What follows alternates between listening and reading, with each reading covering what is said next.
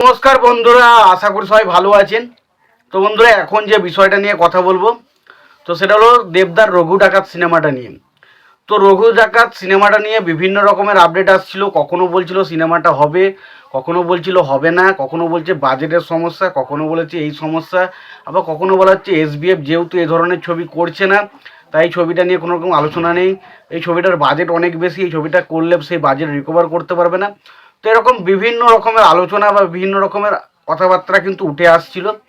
কিন্তু ফাইনালি একটা আপডেট আমরা পেলাম, যেটা দেবদা তার নিজের মুখে জানিয়ে দিলেন যে তার যে পরবর্তী প্রজেক্ট রঘু ডাকাত সেটা কিন্তু আসতে চলেছে।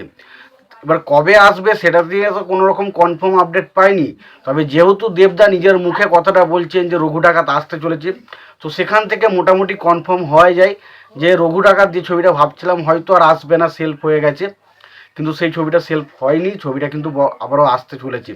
এটা সত্যি কথা বলছি একটা বিশাল খুশির আপডেট, কারণ রঘু ডাকাত সিনেমাটা সত্যি কথা বলছি একটা দারুণ কমার্শিয়াল সিনেমা হতে পারে, কারণ ছবিটার কনসেপ্টটাই দারুণ, যেখানে আমরা দেখতে পাই আর কি একজন একজন ডাকাত রয়েছে, সে দিনের বেলায় ডাকাতি করে না, রাতের বেলায় ডাকাতি করে এবং ডাকাতের যে সমস্ত টাকাগুলো কিন্তু গরিবদেরকে দান করে, এরকমই কিন্তু একটা কনসেপ্ট ছিল ছবিটার মধ্যে। তো রঘু ডাকাতের গল্প সেরকমই একটা বিষয়ের ওপর হবে।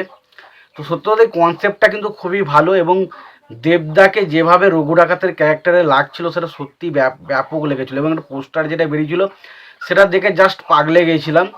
তো আশা করা যাচ্ছে যে রঘু ডাকাত ছবিটা এলে অবশ্যই একটা বিশাল কিছু রেকর্ড ক্রিয়েট করবে। এবার কিভাবে আমরা জানলাম যে দেবদা কিভাবে বললেন যে এই যে রঘু ডাকাত ছবিটা আসছে, দেখুন আগের দিন দেবদার একটা ছবি খাদান আসছে, খাদানের সেকেন্ড সং যেটা হচ্ছে হায়রে বিয়ে হলো কেন, হায়রে বিয়ে হলো কেন বলে গানটা বেরিয়েছে।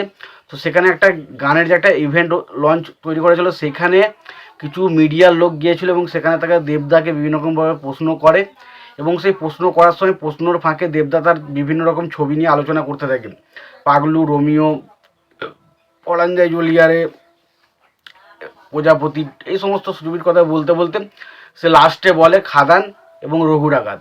তো দেবদার মুখে এই যে সিনেমাগুলোর নাম, এই সিনেমাগুলোর নাম শোনার পর থেকে একটা তো জিনিস ক্লিয়ার যে দেবদা যখন রঘু ডাকাত নামটা তার সিনেমা লিস্টে নিচ্ছে তাতে ক্লিয়ার তাহলে রঘু ডাকাত ছবিটা অবশ্যই হচ্ছে, এটা নিয়ে কোনো রকম কোনো সন্দেহ বা দ্বিধা নেই। তো দেখা যাক রঘু ডাকাত ছবিটা কবে আসে এবং ছবিটার কাজ কবে থেকে শুরু হয়, এবং এই ছবিটার জন্য আমি তো প্রচণ্ড এক্সাইটেড, এবং অনেক দিন বাদ এসবিএফের আন্ডারে দেবদাকে কাজ করতে দেখব। সেই প্রথম যখন শুরু হয়েছিল আই লাভ ইউ, পরাঞ্জয় জুলিয়ারে, চ্যালেঞ্জ, তো সেই ধরনের ছবিতে আমরা প্রথম এসবিএফের সাথে দেবদাকে মানে কানেকশন থাকতে দেখেছিলাম, এবং অনেক দিন বাদ দেবদা এখন নিজের প্রোডাকশানেই কাজ করে। তো এখন দেখা যাক দেবদা এবং এসবিএফ এই কম্বিনেশনটা কবে আসে, এবং এই রঘু ডাকাত ছবিটা কবে আসে, কবে এর কাজ শুরু হয়, কবে থেকে ছবিটা আসে এবং কবে রিলিজ হয়, সমস্ত কিছু আশা করি ডিটেলসে জানতে পারবো কিছুদিন পর। এবং দেবদা যেহেতু নিজের মুখে বলেছে তো আশা করাই যায় ছবিটা আসতে চলেছে। তোমাদের এই রঘু ডাকাত ছবিটা নিয়ে তোমরা কতটা এক্সাইটেড অবশ্যই জানিও। তোমাদের যদি ভিডিওটি ভালো লেগে থাকে লাইক কমেন্ট শেয়ার করে দিও। চ্যানেলটা নতুন হয়ে থাকলে অবশ্যই তোমরা চ্যানেলটা সাবস্ক্রাইব করে নিয়ে পাশে বেল আইকনটা অবশ্যই প্রেস করে দিও। ভালো থেকে সুস্থ থেকে দেখাচ্ছে পরে ভিডিওতে।